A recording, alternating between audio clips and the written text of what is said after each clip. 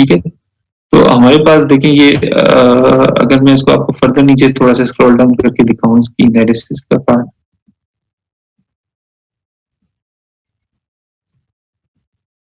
तो एनालिसिस इसका यहाँ गिवन है। ये इसको हम अभी लेटर ऑन डिटेल में भी देखेंगे। देखिए हमारी जितनी भी है जब भी हमने किसी एल्गोरिदम को एनालाइज करना है तो हमें ये देखना है कि उसको कॉस्ट या उसको कितना टाइम लगेगा एग्जीक्यूट होने के लिए। ठीक है, आपका एक अगर एक प्रोसेसर है पेंटियम 2 और उसके मुकाबले में आपके पास कोर i5 है, तो उनमें ऑफ कोर्स जो कॉस्ट होगी उसकी वो डिफरेंट होगी। तो ये जो कॉस्ट का पैरामीटर है ये वेरी करेगा फ्रॉम प्रोसेसर टू प्रोसेसर और फ्रॉम सिस्टम टू सिस्टम।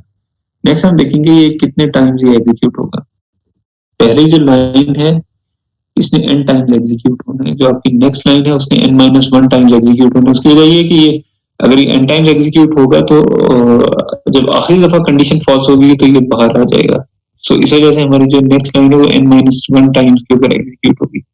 हमारी जो ये कमेंटेड स्टेटमेंट है इसकी कोई कॉस्ट नहीं है, लेकिन ये n-1 टाइम्स के ऊपर एग्जीक्यूट होगी। सिमिलरली ये वाली स्टेटमेंट भी n-1 टाइम के ऊपर एग्जीक्यूट होगी। अच्छा, व्हाइल लूप के अंदर जितनी भी स्टेटमेंट्स हैं इनका हमें पता नहीं है ये इन्होंने कितनी दफा एग्जीक्यूट होने। उसकी वजह ये है हमें ये नहीं पता कि हमारा जो एलिमेंट है वो किस लोकेशन के ऊपर लाई कर रहा है और उसे किस लोकेशन के ऊपर हमें मूव करके लेके जाना है। तो वो तमाम चीज हमें इस व्हाइल लूप की मदद से पता लगेगी। और फाइनली हमारे पास जो आखिर में हम क्या करेंगे, हम नंबर को सेव करवा देंगे लास्ट लोकेशन के ऊपर। ठीक है, सो इस तरह से हम बेसिकली इंसर्शन सॉर्ट को इस्तेमाल कर सकते हैं। अगर आप देखें उसके बाद जो हमारा टाइम है, टाइम कांस्टेंट वो कुछ इस तरह का है।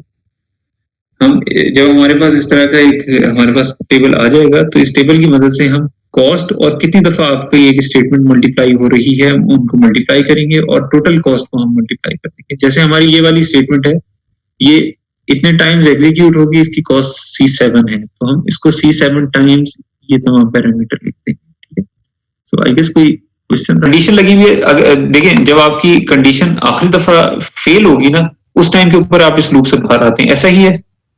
जी जी सर। आप लिखते हैं for a is equal to 2 a should be less than equal to this और a प्लस प्लस, ऐसे ही करते हैं। तो एक कंडीशन लगी हुई है कि a इससे लेस है, तो वो सबसे पहले जब लूप एग्जीक्यूट होता है पहले वो कंडीशन चेक होती है, राइट?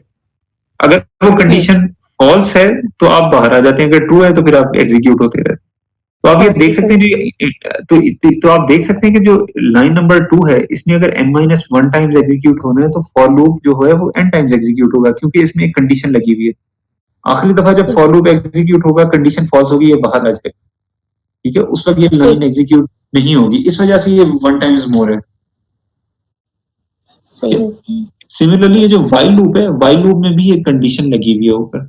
अंदर जो स्टेटमेंट्स हैं वो अगर इतने टाइम्स एग्जीक्यूट हो रही हैं तो हमारी जो 5th लाइन के ऊपर हमारी जो स्टेटमेंट है वो tj टाइम्स होगी, एक टाइम ज्यादा होगी। यहाँ अगर ये tj -1 है तो ये tj हो जाएगा। उसकी वजह ये है कि व्हाइल लूप में भी एक कंडीशन लगी हुई है, उसकी जो बॉडी ऑफ स्टेटमेंट्स हैं वो अगर n टाइम्स हो रही हैं तो while loop n+1 times execute होगा। जी प्लीज क्वेश्चन आपका। ये जो समेशन हम लगाते हैं बेसिकली तो ये सम अप के लिए यूज होता है और साथ इसमें लिमिट भी दी गई है n और j। एग्जैक्टली, तो सर इसका मुझे बता दें। जी, ये अभी मैं आपको थोड़ा सा लेटर ऑन ज्यादा एक्सप्लेन करूंगा, लेकिन ये इसका ताल्लुक आपकी कंडीशन के साथ है। मैं आपको दोबारा अगर ऊपर लेके जाऊं, देखिए जो व्हाइल लूप है वो ये देख रहा है कि आपका जो नंबर है उसे किस लोकेशन के ऊपर होना चाहिए। ये मैं इधर आ जाता हूँ वापस।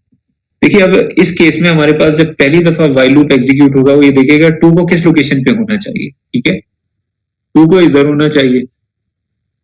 अच्छा, जो तो हमारा जो व्हाइल लूप है हो सकता है वो एक दफा ही एग्जीक्यूट हो, लेकिन इस केस में जब ये हमारा 1 इधर है और इसको हमने इनिशियल लोकेशन के ऊपर लेके जाना है, ठीक है, तो हमारा व्हाइल लूप ने ये देखा है कि व्हाइल 1 को हम कहाँ तक लेके जाएं। तो हमारा जो 1 है वो बेसिकली 4 टाइम्स इसने कंपैरिजन किया। ठीक है, इस केस में एक दफा कंपैरिजन हुआ, इस केस में 4 दफा कंपैरिजन हुआ। तो इस वजह से हमने समेशन लगाई है, क्योंकि हमें पता नहीं है कि कितनी दफा हमारा जो व्हाइल लूप है वो चलेगा। फॉर लूप का तो हमें बिल्कुल एग्जैक्ट पता होता है कि फॉर लूप जो है वो कितने टाइम चलेगा।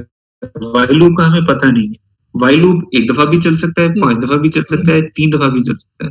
अगर आपकी अरे ऑलरेडी सॉर्टेड है तो वो शायद एक ही दफा चलेगा, लेकिन अगर आपकी अरे बिल्कुल भी सॉर्टेड नहीं है तो वो ज्यादा टाइम चलेगा। तो अगेन ये जो चीज है ये हम लेटर ऑन जाके देखेंगे हमारे पास जो केसेस होंगे, बेस्ट केस, वर्स्ट केस और एवरेज केस, वो क्या होते हैं। तो उन केसेस की बुनियाद के ऊपर हम लेटर ऑन जाके देखेंगे कि कैसे हमारा जो प्रॉब्लम है वो एग्जीक्यूशन अपनी कर रहा है, ठीक है। तो अभी मैं आपको रेकमेंड करूंगा ये प्लीज आप बुक भी डाउनलोड कर लें, अवेलेबल है, आसानी से आप डाउनलोड कर सकते हैं, आप यूज कर सकते हैं, ठीक है। Any other question? I hope it is clear. Yes sir, clear, thank you. Slide है उसमें भी मैंने ये चीज एक्सप्लेन की है कि किस तरह से एल्गोरिदम आपका क्या है। एल्गोरिदम जो है सबसे पहले आप क्या कर रहे हैं, आपने फॉर लूप को चलाना है। फॉर लूप चलाने के बाद आपने जो करंट एलिमेंट है उसे की वेरिएबल के अंदर सेव करवा लेना है। उसके बाद आपने व्हाइल लूप की मदद से देखना है कि आपका नंबर किस लोकेशन के ऊपर सेव किया जाए, और फाइनली आपने इस फॉर लूप से बाहर आना है। तो इस तरह से हमारा जो है सीक्वेंस ऑफ प्रॉब्लम वो कंटिन्यू करेगा। चलिए, ये तो हो गई।